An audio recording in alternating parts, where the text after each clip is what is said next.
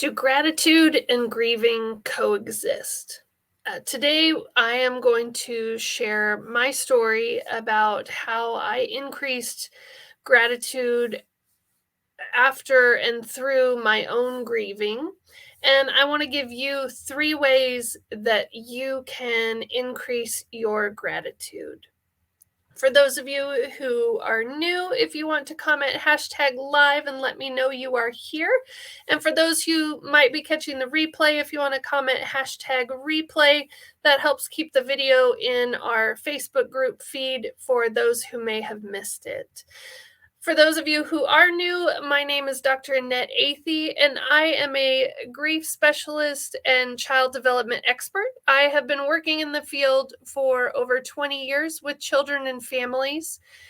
And through that time, I have come to believe that gratitude is such a huge element and often missing in our households.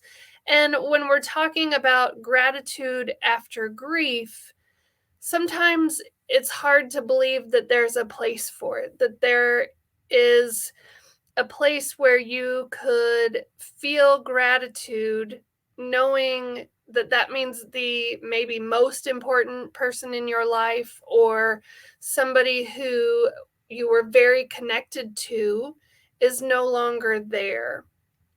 And in our brains, we are hardwired, we are pre-programmed for the negative.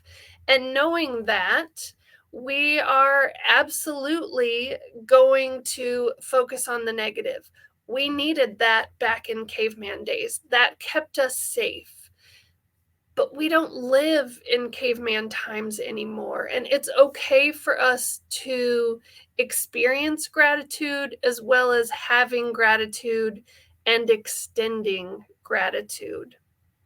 So, the 3 things that I want to share with you on how you can increase gratitude in your house, I'm going to get to in just a minute, but I wanted to share a little bit of my own story.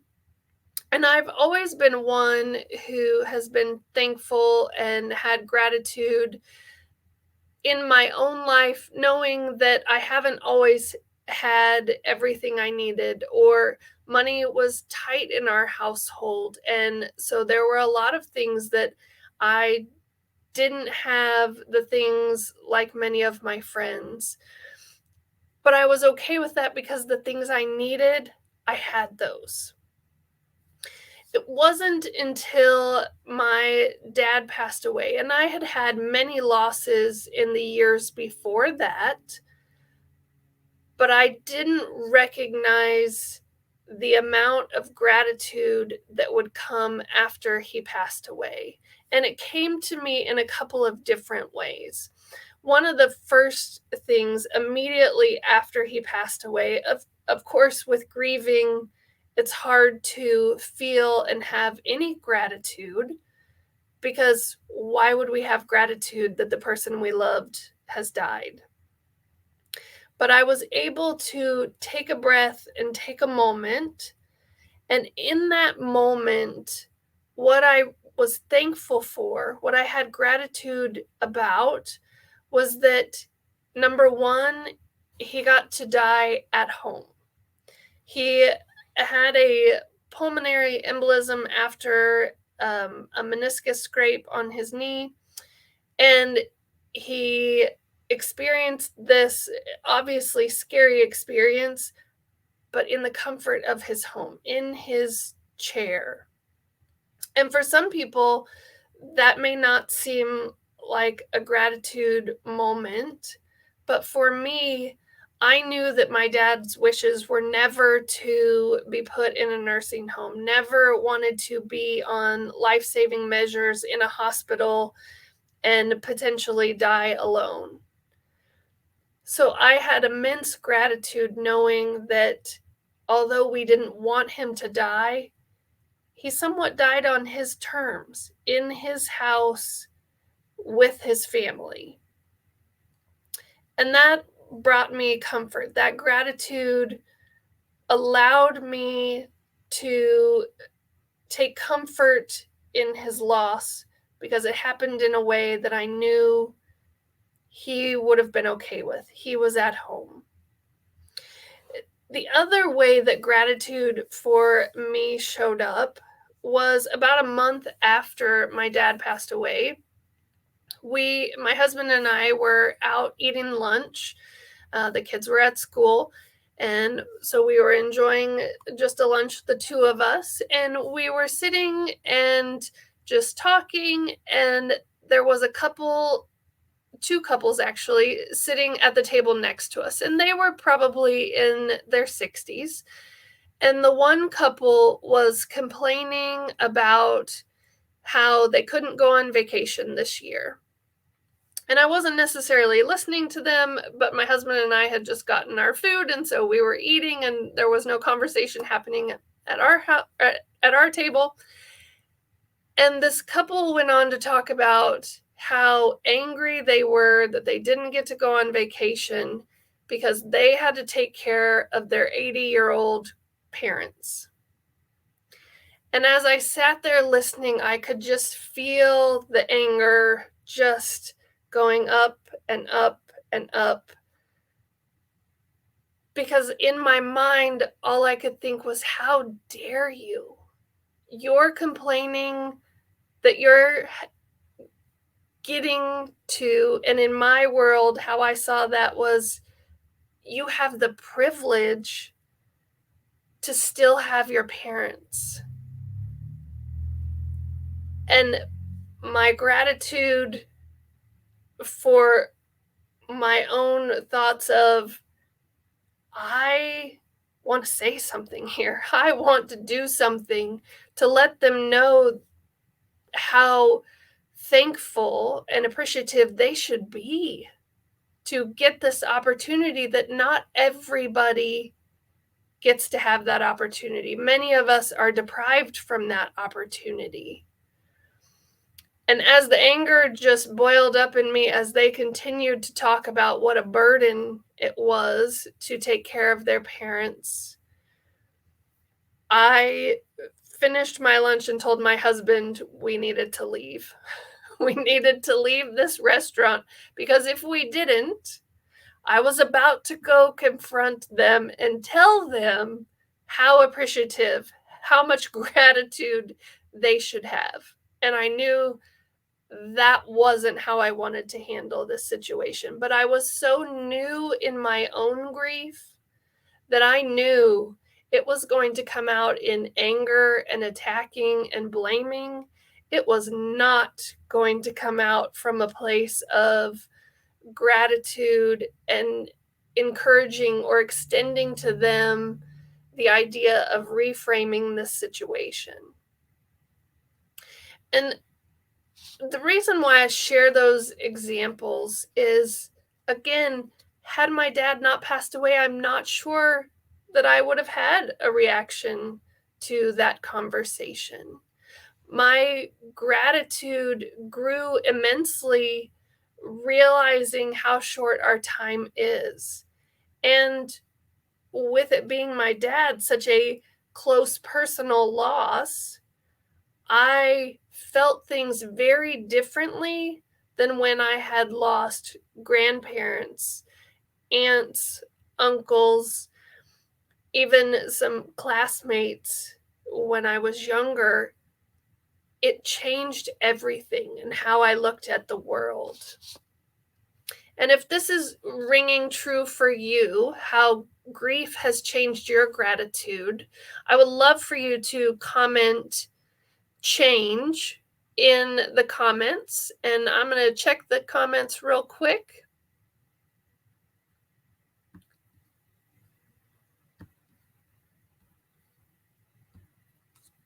I see Ray's here. Hey Ray, so glad you're here. And yes, grateful to hear about the journey and to learn from it. Yes. And such a difference it can make when we're in it. Ray says, wow, I can see how you would feel that way hearing them talk. Losing your parents has felt so different than losing others. Change for sure. Yes. And it's one of those until we're in it, we don't realize. And I think, if nothing else, when you walk away from this today, what I hope that you will take a look at in your life is, how has grief impacted your gratitude? And maybe you're still too new in the grief where gratitude is not even part of the conversation. For those of you who have been in our Facebook group, I know one of the moms, Michelle, she had commented on a thread about, similar to me, but with her husband who had worked out of town, and she was thankful that when he passed away, he was at home instead of being away on a business trip. And so again, we all move to this gratitude place at different speeds, but checking in, maybe it's not something you have looked at. So again, I want to give you 3 things that you can do to help improve that gratitude. And so one thing, which is very simple, and most of us as parents, we are constantly making lists, but sometimes making a list of gratitude, taking a moment and writing down the things we're thankful for. And it doesn't have to be big things. Maybe it's something like, I'm thankful the sun is shining today. I'm thankful I was able to wake up today and have this opportunity to live my life. Maybe it's, I'm thankful for hot water for my shower this morning. I'm thankful for coffee to keep me going for the day. Whatever it is, big or small, once we start noticing and taking in those moments of gratitude, they grow, they expand, and we start to notice more moments where we can hold gratitude. So start with your list, and this is something you can do by yourself in the beginning of the day or the end of the day. It's also something you could invite you and your kids to sit down and let's make a gratitude list. Maybe you make one big list for all of you to add to throughout the week and then read them at the end of the week. Another great tool for increasing gratitude is tapping. And I know for those of you who have been in the group, I have done several lives and talks during our Grief Talk Challenge on tapping. And tapping is tapping on those acupressure points. If you're interested to know more about tapping, you can refer back to the live in our group where I go through a grief tapping. But there are scripts that you could do about gratitude. And if you didn't want to use one that is scripted for you, you could very easily just think of the things that you have gratitude for as you tap through the points. It doesn't have to be done in a certain way. I see Ray says, it always surprises me how impactful it is to see my gratitudes written down. Yeah, because sometimes life gets busy. We get too wrapped up in our to-do list and we forget to take a moment and appreciate what we have. Love the family gratitude list. Yes, it's such a great one. And again, you are starting a great thing for your kids. You're helping them come from a gratitude perspective versus that natural negative perspective that we are hardwired for, and helping them learn as maybe elementary students or preteens or teenagers. And guess what? They're going to take these habits into adulthood. This is such a great thing. So the third option that you can use, and you can use a variety of all 3, but maybe when you're sitting down to the dinner table, or maybe it's the breakfast table in the morning, have everybody go around the table and share what they're thankful for or what they have gratitude for today. Maybe they each share one. Maybe if they have lots, everybody shares 3. maybe you only have a few minutes before you're off to the next activity. So maybe you limit them to just one today. But if you consistently do this and do it each day, the more you do it, the easier it is to come up with gratitude, to have those things that they are intentional and thinking about, I do appreciate this, or I'm glad my friend showed up today. I was happy that I had a partner in PE for the basketball drill. Again, it can be so many things. There's no right or wrong way. And there's no specific thing of you can only have gratitude towards these things. It can be anything.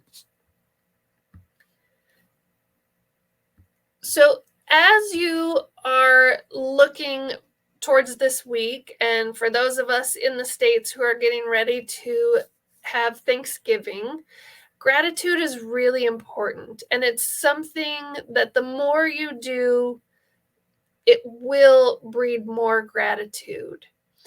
And so I would love to invite all of you to make a choice and to choose gratitude. And in that choice, I yesterday had made a post about just a real mini accept the gratitude challenge, and it suggested that you do just a little bit of journaling, so kind of using the creating the gratitude list and doing it every day for the next week and see how gratitude in your household changes. So I would invite all of you to consider taking this unofficial gratitude challenge and make it intentional in your household. Make the choice to pick gratitude. For those of you who are here, if you comment #gratitude, I would love to extend my calendar so that we could have a conversation and talk about how you could implement gratitude in your household. And if you are already using gratitude and that's going well, then I would love to give you a personalized strategy on how to address grief to healing in your household. And so comment #gratitude so that I can reach out to you. And thank you for being here. I hope you all have a wonderful week and enjoy gratitude.